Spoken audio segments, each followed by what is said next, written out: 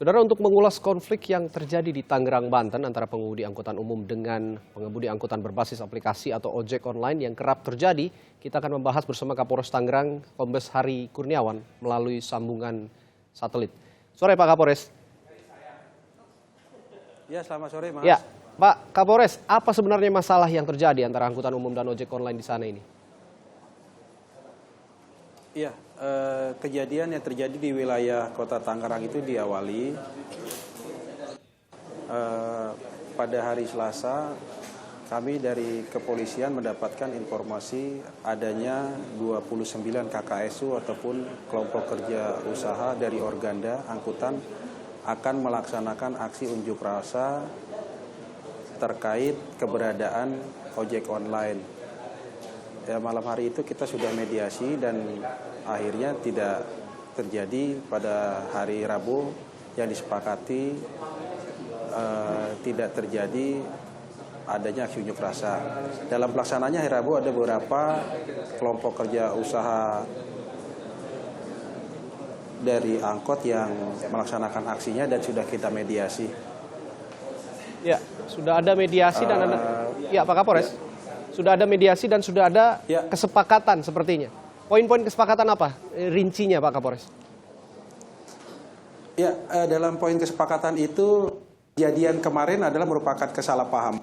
Yang kedua, mereka menyesali bahwa masyarakat akhirnya dari kejadian tersebut merasa dirugikan dan mereka sepakat memohon maaf kepada masyarakat. Yang kedua, mereka mempercayakan kepada masyarakat untuk melakukan penegakan hukum. Ya, dan yang ketiga mereka tidak akan melaksanakan aksi balas serang di kedua belah pihak tersebut, Mas. Ya, adakah upaya untuk mempertemukan organisasi atau organda di sana dengan atau perwakilan dari pengelola ojek online di kawasan Tangerang? Karena yang terjadi justru kan di bawah ini, begitu Pak Kapolres. Ya, sebenarnya dari awal kita sudah mempertemukan, Mas, antara ketua organda dan kelompok dari ojek online yang ada seputar Tangerang. Memang ini butuh kearifan bersama karena baik dari komunitas ojek online maupun organda di wilayah Tangerang ini yang kemarin memang datang ke sini tidak semuanya memang murni dari Tangerang, Mas. Ya. Ya. Iya, jadi kita Ya, Pak Kapolres. Kemarin pada saat insiden terjadi, informasinya ada satu orang yang terluka parah. Kondisinya saat ini seperti apa, Pak Kapolres? Ya, saat ini kondisi satu orang dari ojek online yang dalam penanganan khusus sudah ditangani di Rumah Sakit Pusat Angkatan Darat. Dalam saat ini kondisinya dalam penanganan yang intensif. Dan pelaku penabrakan saat ini sudah kita amankan dengan inisial SBA, usianya 22 tahun. Dan yang bersangkutan pelaku sudah kita kenakan pasal percobaan pembunuhan 340, dijatuhkan pasal pembunuhan, Mas, 338 dengan ancaman hukumannya hukuman mati dan seumur hidup. Jika 340 yang Anda sebutkan tadi berarti ini artinya pembunuhan berencana ya Pak Kapolres ya? Ada niat dari si pelaku ini melakukan pembunuhan aksi itu? Iya, memang kan kita kenakan pasal tersebut memang setelah dari keterangan yang diviralkan di media sosial terkait masalah video tersebut dan dari keterangan pelaku, memang pelaku itu menyatakan memang berniat untuk menghabisi ataupun penabrakan kepada korban yang saat ini dirawat. Dan selain itu memang ada 2 orang korban yang di depannya, Mas, yang ditabrak juga. Tetapi karena kondisi yang 2 orang korban tersebut tidak kondisi kritis, keduanya diperbolehkan untuk kembali ke rumah, Mas. Ya, kembali ke masalah mediasi Pak Kapolres. Jika tadi ada sejumlah kesepakatan yang dicapai, begitu ada 3 poin yang saya catat tadi kesepakatannya. Jika melihat 3 poin itu, apa yang bisa Anda jamin bahwa Kota Tangerang ini tidak akan lagi diributkan atau diricuhkan oleh permasalahan konflik antara ojek online dan angkutan kota di sana? Ya, sebenarnya Mas, dari masyarakat Kota Tangerang itu situasi hari-hari sudah dalam keadaan aman dan kondusif. Memang yang pertama saya menyampaikan kepada masyarakat tidak usah terpengaruh berita-berita hoax atau berita yang belum tentu kebenarannya.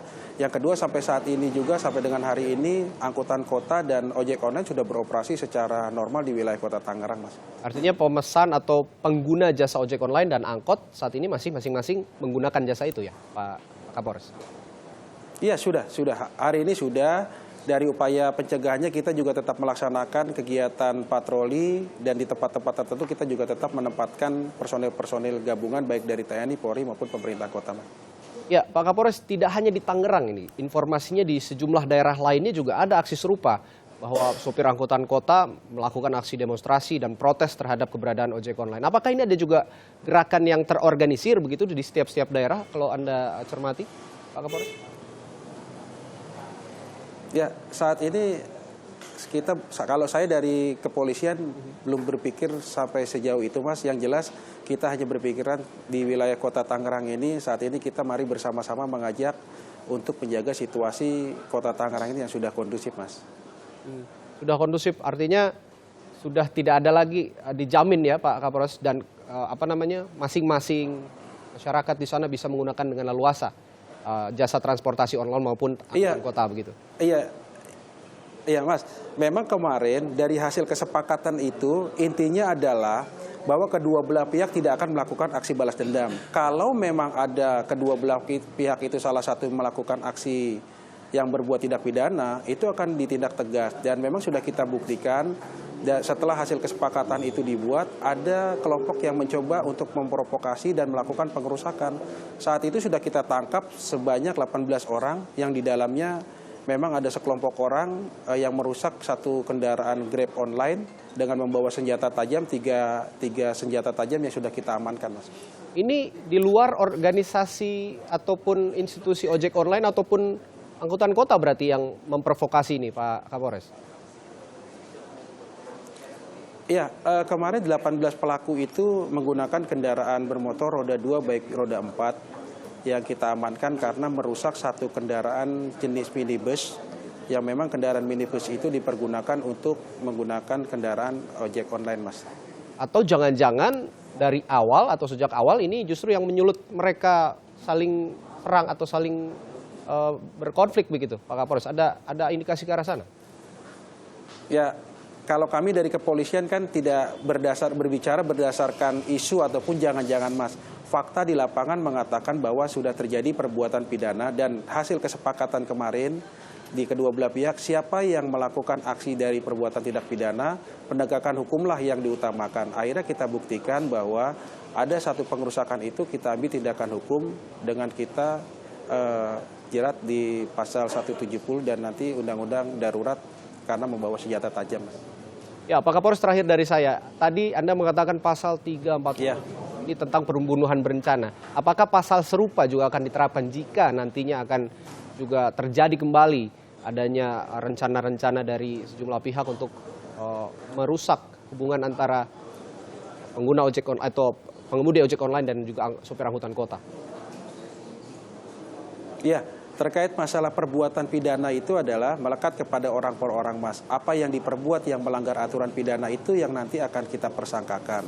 Apabila dia merusak, dia akan dikenakan pasal pengerusakan. Apabila dia melakukan pembunuhan, perencanaan pembunuhan akan dikenakan. Itu yang tertera di dalam aturan di KUHP kami ataupun di peraturan kami, Mas. Ini ancamannya hingga hukuman mati ya, Pak Kapolres ya? Iya, hukuman mati ya, yang pasal percobaan pembunuhan berencana ya. Baik. Terima kasih Pak Kapolres Tangerang, Pak Hari Kurniawan telah bergabung bersama Kompas Petang.